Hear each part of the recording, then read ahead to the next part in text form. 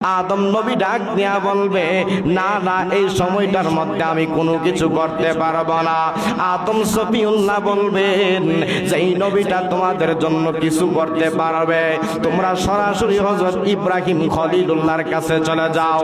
এবার সমস্ত মানুষ দৌড়াইয়া শুধু আল্লাহর নবী ইব্রাহিম খলিলুল্লাহর কাছে চলে যাবে। ডাক দিয়া বলবে, ইব্রাহিম খলিল, দুনিয়ার জমিনের মধ্যে আমার আল্লাহ পাক রব্বুল আলামিন আপনাকে খলিল বলেছেন, খলিল বলে ঘোষণা দিয়েছেন, আপনাকে বন্ধু বলে ডাক দিয়েছে। হয়তো আপনি আল্লাহ পাক রব্বুল আলামিনের কাছে কোনো কিছু বইলে আমাদের জন্য শাফাআত করতে পারবেন, এই মুহূর্তে আমাদের জন্য আপনি কোনো কিছু করেন না।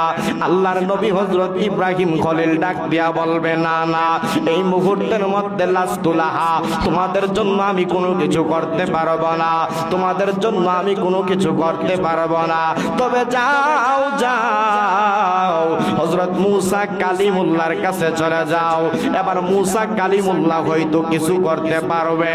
এবার বান্দা দৌড়াইতে দৌড়াইতে সমস্ত বান্দাগণ হযরত মুসা কালিমুল্লাহর কাছে চলে যাবে।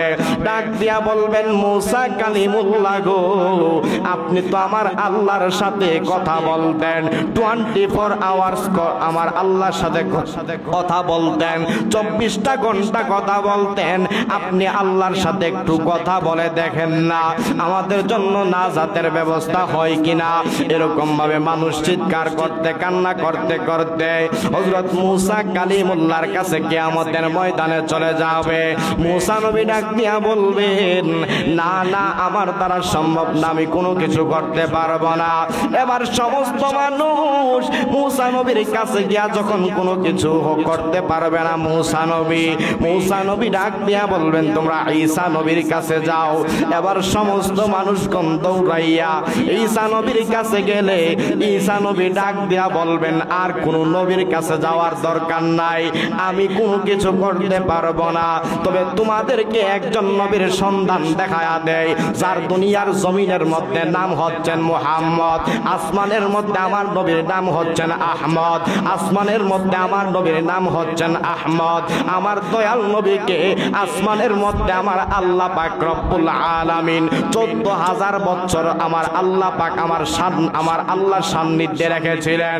ওয়ান জাবির রাদিয়াল্লাহু তাআলা আনহু, নবীজির সাহাবী হযরত জাবের রাদিয়াল্লাহু আনহু বর্ণনা করতেছেন, দুনিয়ার উম্মতেরা রে, আমার নবী রাহমাতুল লিল আলামিন নবীকে আহমদ নামে নাম রাইখা আমার আল্লাহ পাক রব্বুল আলামিন ওই আসমানের মধ্যে আমার আল্লাহ পাক 14,500 বছর পর্যন্ত আমার নূরের নবীকে আমার আল্লাহ ওই জায়গার মধ্যে আমার আল্লাহ পাকের নিকট রেখে দিয়েছিলেন। জোরে বলে সুবহানাল্লাহ। আরেকটু মহব্বতের আওয়াজে নবীজির শান শুনলে সুবহানাল্লাহ বলবেন। আমার ভাইয়েরা, বন্ধুরা, বাবারা, এবার সমস্ত নবীর কাছে গেলে নবীরা কোনো কিছু করতে পারবে না, প্রসিদ্ধ নবীদের কাছে গেলেও কোনো কিছু করতে পারবে না। এবার আল্লাহর নবী হযরতে ঈসা রূহুল্লাহ তিনি ডাক দিয়া বলবে, দুনিয়ার উম্মতেরা রে, তোমরা আর কোন নবীর কাছে যাওয়ার দরকার নাই, তোমরা সরাসরি আল্লাহর নবী হযরতে, যার নাম হচ্ছেন আসমানের মধ্যে আহমদ, জমিনের মধ্যে হচ্ছেন মুহাম্মদ, ওই মুহাম্মাদুর রাসূলুল্লাহর কাছে তোমরা চলে যাও। এবার মুহাম্মাদুর রাসূলুল্লাহর কাছে, আমার দয়াল নবীজির কাছে যখন সবাই চলে যাবে, আমার দয়াল নবী উম্মতদেরকে দেখা নবীর চেহারা মুবারকটা এরকম ভাবে নবীর চোখ মুবারক থেকে পানি মুবারক গুলো জড়াইতে থাকবে। হাবিবের চেহারা মুবারক থেকে, হাবিবের চোখ মুবারক থেকে পানিগুলো শুধু পড়তে থাকবে। আমার দয়াল নবী বলবেন, এই জন্যই তো আমি দয়াল নবীজি এতক্ষণ পর্যন্ত অপেক্ষা করছিলাম, এতক্ষণ পর্যন্ত তোমাদের জন্য আমি নূরের নবীজি স্পেশালি ভাবে অপেক্ষা করেছিলাম। দুনিয়ার জমিনের মধ্যে আমার আল্লাহ পাক রব্বুল আলামিন প্রত্যেকটা নবীকে একটা কবুলিয়ত দোয়া দিয়েছিল। সব নবীগণ দোয়াগুলো করে ফেলেছেন, কিন্তু আমার নবী দোয়াটা রাইখা দিয়েছে। ইয়া রাসূলুল্লাহ, সব নবীগণ দোয়া করছে, তাদের দোয়া কবুল হয়ে গেছে, কিন্তু নবী গো স্পেশালি দোয়াটা আপনি দুনিয়ার জমিনের মধ্যে করেন না কেন? আমার নবী বলেন, উম্মত আমি এই দোয়াটা ওই কঠিন কিয়ামতের ময়দানে আমার যে সমস্ত উম্মতেরা দুনিয়ার জমিনের মধ্যে গুনাহ করেছেন, কবিরা গুনাহ করেছেন, আর কবিরা গুনাহ করার কারণে তারা জাহান্নামের মধ্যে চলে যাবে, আমি দয়াল নবী রাহমাতুল লিল আলামিন ওই সমস্ত কবিরা গুনাহগার উম্মতদের জন্য এই দোয়াটা রেখে দিয়েছি। আমার নবী বলেন, উম্মত শাফাআতি লি আহলিল কবাইর মিন উম্মতি, ওই কঠিন কিয়ামতের ময়দানে আমার বড় বড় গুনাহগার কবিরা গুনাহগার উম্মতদের জন্য আমি শাফাআত করব। ওই সময়টার মধ্যে আমি দয়াল নবী যেই সমস্ত উম্মতেরা জাহান্নামের মধ্যে চলে যাবে কবিরা গুনাহ করার কারণে, ওই সমস্ত উম্মতদের জন্য আমি নূরের নবী তাদেরকে শাফাআত কইরা জান্নাতের মধ্যে নিয়ে যাব। সুবহানাল্লাহ বলতেন না রে বাবা? আমার নবী কেমন দয়ার নবী দেখছেননি? এবার সমস্ত মানুষগণ যখন আমার নবীর কাছে চলে যাবেন, আমার নবীর সমস্ত উম্মতদের এই সমস্ত অবস্থা দেখা আমার আল্লাহর সামনে গিয়া আমার নূরের নবী একটা সেজদা দিবে।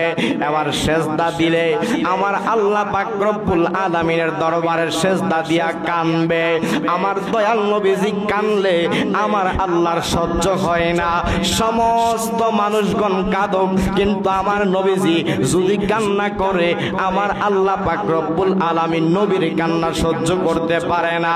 আমার নবী ডাক দিয়া বলবেন, ইরফা রাসাকা ইয়া রাসূলুল্লাহ, আপনার মাথা মুবারকটা আপনি ইরফা, আপনার মাথা মুবারকটা আমরের সিগা ইরফা, আপনার মাথা মুবারকটা আপনি উত্তোলন করেন না। রাসাকা কা কুমাকুম কা দ্বারা এক জমির, অর্থাৎ আমার নবীকে বুঝাইছে ইরফা রাসাকা, আপনার মাথা মুবারকটা আপনি উপরের দিকে উঠান না।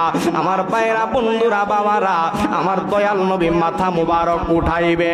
এবার উঠানোর পর আমার আল্লাহ তাআলা আমার নবীর ডাক দিয়া বলবে, ইয়া রাসূলুল্লাহ, আপনার যেই সমস্ত উম্মতদেরকে মনে চাই, যত উম্মত মনে চাই সব উম্মতদেরকে আপনি নবী জান্নাতের মধ্যে দাখিল পায়া দেন। জোরে জোরে বলি সুবহানাল্লাহ। তখন আমার রাসূলুল্লাহ, এখানে আলেমগণ আছেন, এদেরকে জিজ্ঞাসা করেন, তখন আমার রাসূলে পাক সাল্লাল্লাহু আলাইহি সাল্লাম এক একটা উম্মতকে ধরে ধরে জান্নাতের মধ্যে পৌঁছায় দিবে।